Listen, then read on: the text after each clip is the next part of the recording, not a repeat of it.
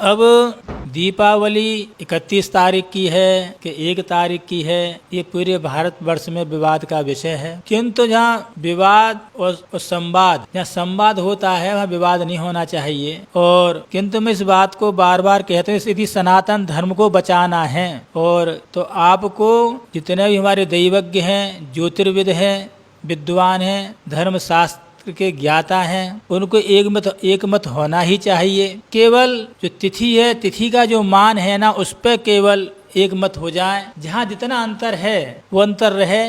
जैसे बनारस है, उस दिल्ली है, उसमें जितना अंतर है, किसी 25 मिनट का, किसी में 30 मिनट का, वो अंतर रहे। इतना नहीं होना चाहिए। हमने देखा है किसी किस वगैरह पंचांग में पहले एकादशी के उस प्रसंग में कि हाँ एकादशी का 3 बजे समाप्ति है, 4 बजे समाप्ति है, और वही एकादशी दिल्ली में जो है या पश्चिमी उत्तर प्रदेश में, हरियाणा वगैरह में 11:30 9:30 तक रहती है। इतना अंतर नहीं होना चाहिए। और ये भी देखा है कि जैसे काशी के जो पंचांग हैं, उन पंचांगों में तिथियों के मान में अंतर है। चलो पूरा पश्चिम में अंतर हो जाए, बात मानी जा सकती है, वो भी इतना बड़ा अंतर नहीं होना चाहिए।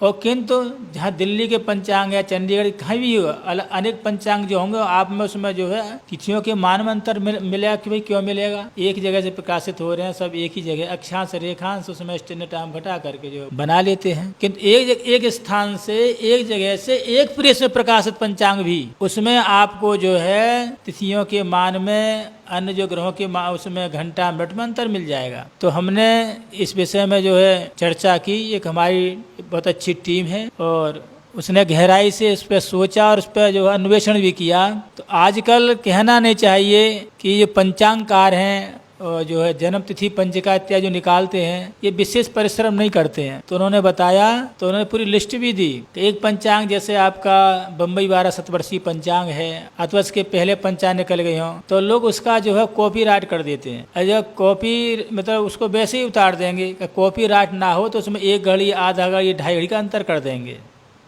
कि हमारा वो हो जाए, वो अलग हो जाए। इसी से सब प्रलय हो जाती है। फिर ये एकादशी का जो आपस में विवाद है, उसमें 5 बजे है, हमारे यहाँ 6:30 बजे, इतना ही अंतर, 1.5 घंटे का अंतर है। ये दोनों 31वें प्रदोष समय में होती एकादशी और जो है 1 में ही प्रदोष समय होती, कोई विवाद ही नहीं था। अब ये है कि जिस पंचांग ने जो कह दिया वो मानने वाले तो है नहीं है। जिन पंचांगों ने 31 तारीख में जो दीपावली का निर्णय कर दिया है, वो अपने मत में अनेक प्रमाण खो जाएंगे, और जिन्होंने 1 तारीख में निर्णय कर दिया है वो अपने मत में हो जाएंगे। ऐसा कोई बीच का रास्ता हो सकता है कि जो है हमारे जो है काशी के पंचांग वाले हैं, उनका भी मान प्रतिष्ठा रह जाए, और जिन्होंने 1 तारीख की दीपावली जो निश्चित की है उसकी मान प्रतिष्ठा रह जाए। तो मेरी समझ में ये आता है कि जैसे आपका ग्रहण होता है, तो ग्रहण में एक सारणी बन जाती है कि ये ग्रहण का स्पर्श यहाँ इतने बजे से है, इतने बजे से प्रारंभ, मध्य, मुक्त। अलग अलग देशों, अलग अलग शहरों के अलग अलग उसमें सूर्यास्त जो सूर्य ग्रहण होता है, उसमें अंतर होता है।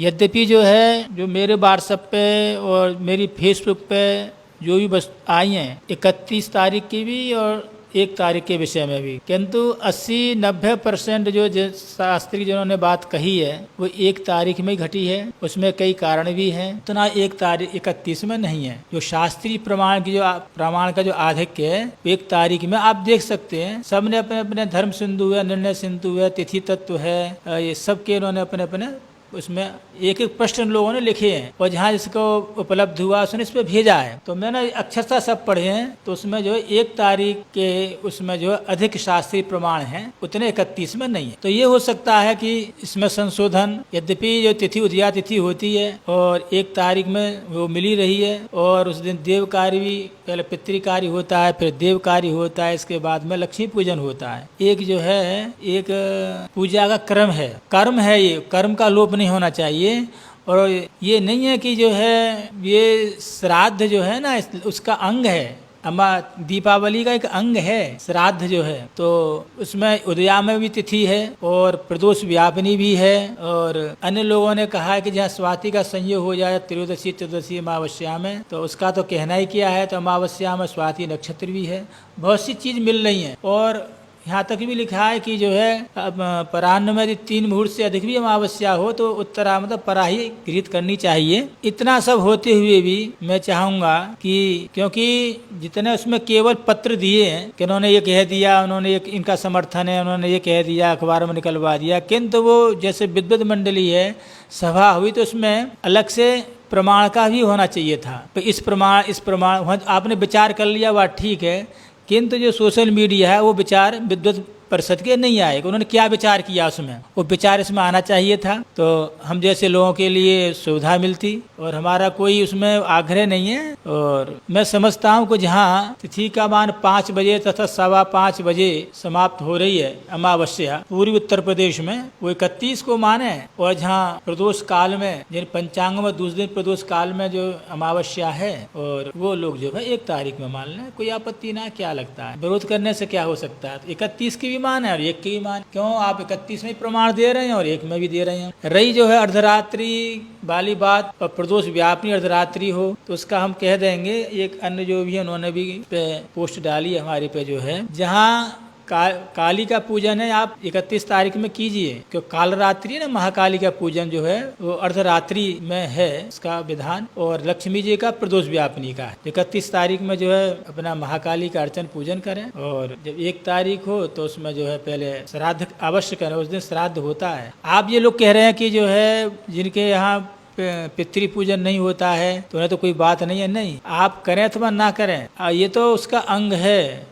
वो जो धर्मशास्त्र होता है ये नहीं देखता है कि ना करें तो ना उसमें लिखें, आप जो करें अथवा ना करें वो आपका विषय रहा है, क्योंकि धर्मशास्त्र तो निर्णय करता ही है ना। तो उसमें पितृ पूजन, देवताओं का पूजन, इसके बाद में लक्ष्मी पूजन, ये 1 तारीख में है। और जहाँ पर यदि भी उदया तिथि को मान करके ही कार्य होते हैं तो 1 तारीख में, किंतु फिर भी सामंजस्य की दृष्टि से जहाँ पर प्रदोष व्यापनी तिथि नहीं है 1 तारीख में, वो लोग जो है अपने 31 में करें, और जहाँ पर जो है प्रदोष व्यापनी तिथि 1 में है वो जो है 1 में करें, क्योंकि उसमें लिखा है कि प्रदोष व्यापनी है दोनों दिन तो पराही ली जाएगी, चाहे अर्धरात्रि में दीपावली हो अथवा वो अर्धरात्रि में अमावस्या अथवा ना हो, उसमें कोई शंका नहीं है। किंतु जो है आपके यहाँ जिन पंचांगों में दूसरे दिन अमावस्या प्रदोष व्यापनी नहीं है वो 31 में करें, क्या हानि है उसमें, जो है कोई हानि नहीं है। तो इस पर 31 वाले जो पंचांगकार हैं उनकी भी जो बात रह जाएगी, और 1 तारीख के पंचांगकार उनकी बात रह जाएगी।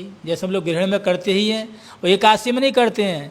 इस मार्थ की एकादशी अलग है, वैष्णव की अलग है। हमने यहाँ तक भी देखा 3 बजे एकादशी समाप्त हो रही है, और सर्वे शाम है कि तुम्हारे वैष्णव संप्रदाय के लोग जो है वो दूसरे दिन ही करेंगे, चाहे 4 बजे समाप्त हो जाए, चाहे 3 बजे समाप्त हो जाए, दूसरे दिन करना ही है। वो हमारी बुद्धि से परे है, किंतु क्या है, जब है उनकी परंपरा संप्रदाय बात है तो करें। तो मेरे कहने का तात्पर्य है कि जहाँ जो है प्रदोष व्यापनी अमावस्या 1 तारीख में नहीं है, उस क्षेत्र के लोग जो है 31 में करें, ऐसा संभव हो सकता है। और ये बात अलग रही कि इसमें भी जो है जो हमारा उदया तिथि वाला जो प्रसंग है वो उसमें पूरा ना हो, किंतु यह है कि एक सामंजस्य वाली बात होती है, कुछ वो सहन करें कुछ हम सहन करें, तो दोनों दिन ही आप वो बन सकती है। और दृढ़ता का जहाँ निस्तारण की बात है वो तो अमावस्या के वो चतुर्थ पहर में 4 बजे होता ही है, लोग गाजा बाजा के साथ करते हैं, इसमें कोई बात नहीं है। अब एक हमारे जो थे उन्होंने जो एक अरुण जी हैं उन्होंने लिखा है इसमें जो है तो आप ये लिख रहे हैं कि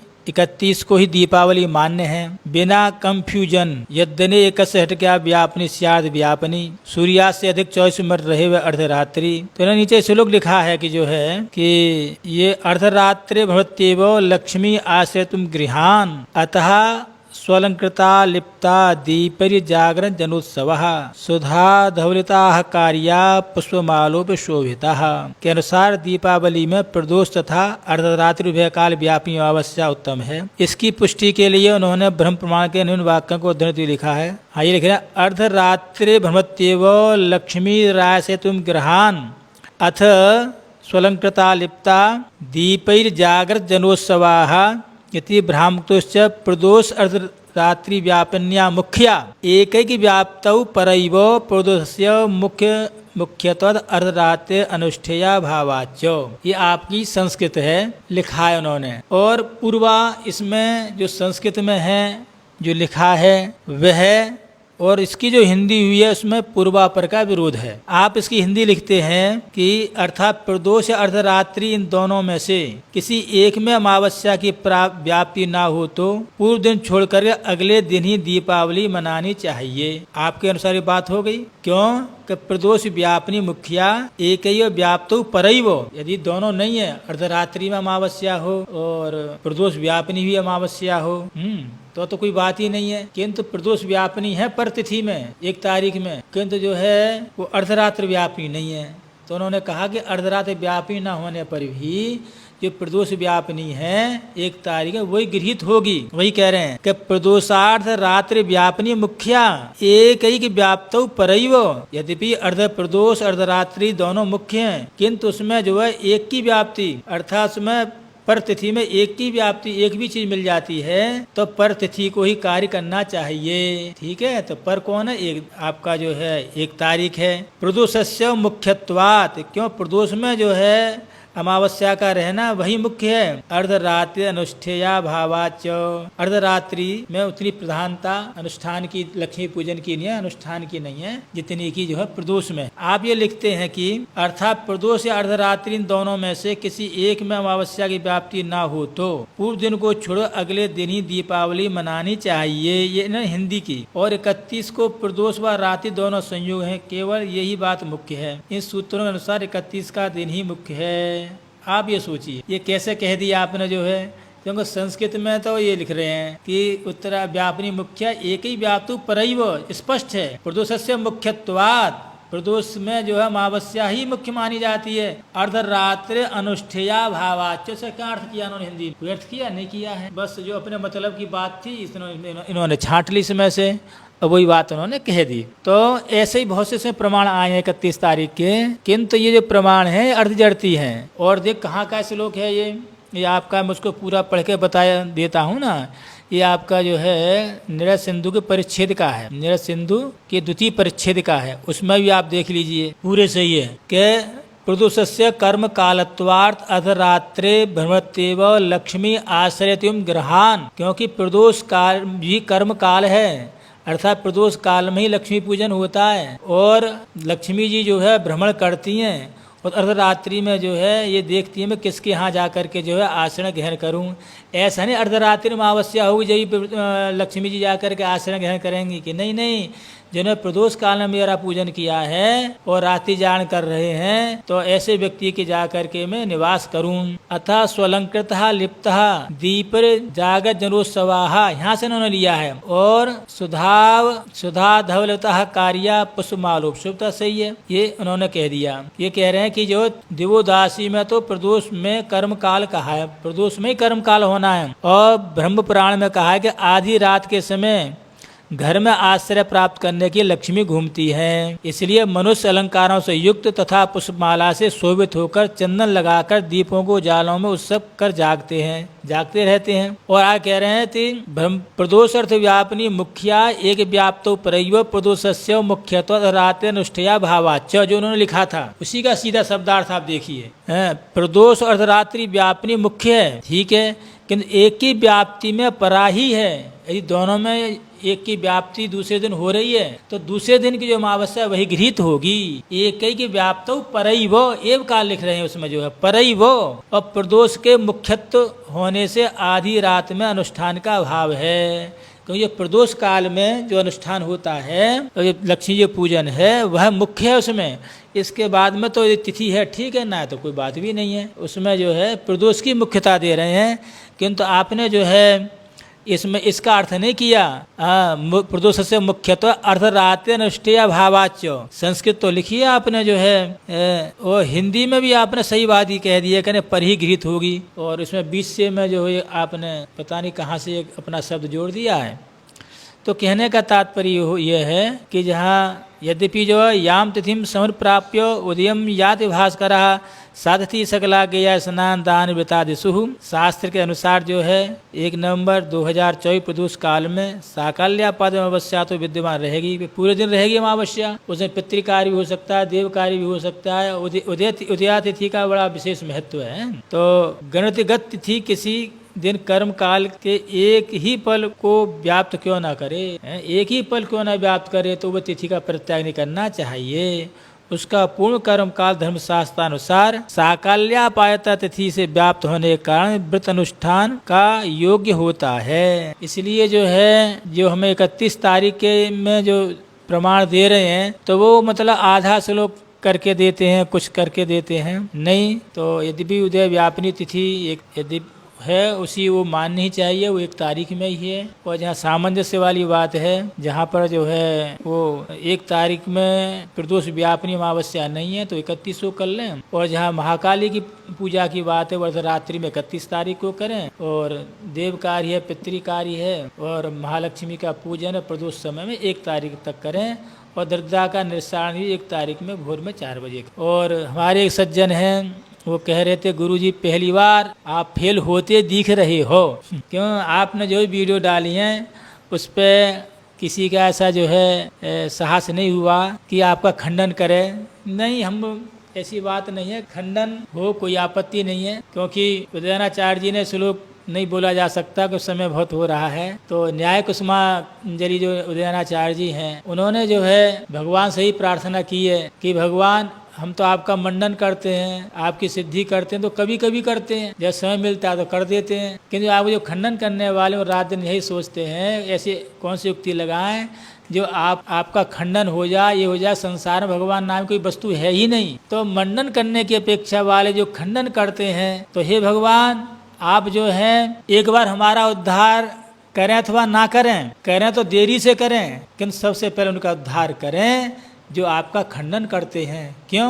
वो आपका रात दिन चिंतन कर रहे हैं, आपका रात दिन मनन कर रहे हैं, आपका रात दिन ध्यान कर रहे हैं, तो उनका तो कल्याण करना ही, हमारा बाद में नंबर लेना। तो हम तो बहुत प्रसन्न होते हैं कि जब कोई हम बात कहें उसका खंडन हो और उसमें ऐसे शास्त्रीय तर्क दिए जाएं जिससे हमारी बात कट रही हो, तो हमें बहुत खुशी होती है। और आपने जो कहा कि आप पहली बार फेल होने जा रहे हैं इसके दीपावली के निर्णय में, ये अच्छी ही बात है, क्योंकि कहीं अहंकार ना हो जाए। एक अहंकार हो जाता है कि हम तो फेल हुए ही नहीं, यदि फेल हो रहे हैं तो उससे हमारा अहंकार ही जाएगा, हमारा उसमें क्या घाटा है। और अहंकार ही है चित्त जड़ की ग्रंथि कौन है? अहंकार। तो यद्यपि वो फेल होने वाली बात नहीं है, क्यों जो शास्त्र है ना, वही हमारा तो शास्त्र विधि है। जितना हमने खूब जो उस विषय के विशेषज्ञ हैं, जिन्होंने शतपथ ब्राह्मण वेद गुरु की सन्निधि में रहकर प्रयोगात्मक क्रियात्मक सब सीखा है, उनसे खूब विचार विमर्श हुए हैं और इन पर खूब हमने जो है मनन किया है। और ऐसे ही हम वीडियो नहीं डालते हैं। और हमें जो है 1 तारीख में अधिक प्रमाण मिले, इसलिए हमने 1 तारीख का निर्णय लिया है। और जिन्हें 31 तारीख के प्रमाण मिल रहे हैं और ये कह रहे हैं कि नहीं प्रदोष व्यापिनी, उस दिन में बना लें। किंतु ये मैं जब तक ये आपका जो है तिथि के में एक मत नहीं होंगे, तो हमारी पर्व तिथियां, हमारा सनातन धर्म ये सुरक्षित नहीं रहेगा। तो एकादशी तिथि का और जो विशेष पर्व तिथियां हैं उनके तिथि का मान सब बैठकर एक निकालें, फिर अपने बुद्धि के अनुसार जो है वो उसका पालन करेंगे। जिसका जैसा ज्ञान है उसके अनुसार वो निर्णय कर लेगा। धर्म सिंधु निर्णय सिंधु धर्मशास्त्री बात रहती तो फिर निर्णय हो ही जाता है। किंतु तिथि के मान पर सभी ज्योतिर्विद जो सच्चारी एक हो जाएंगे, तो फिर भारतवर्ष में जो अनेक व्यवस्थाएं हो जाती हैं पर्व तिथि मनाने की, वो नहीं होंगी। यतो धर्मस् ततो जयः।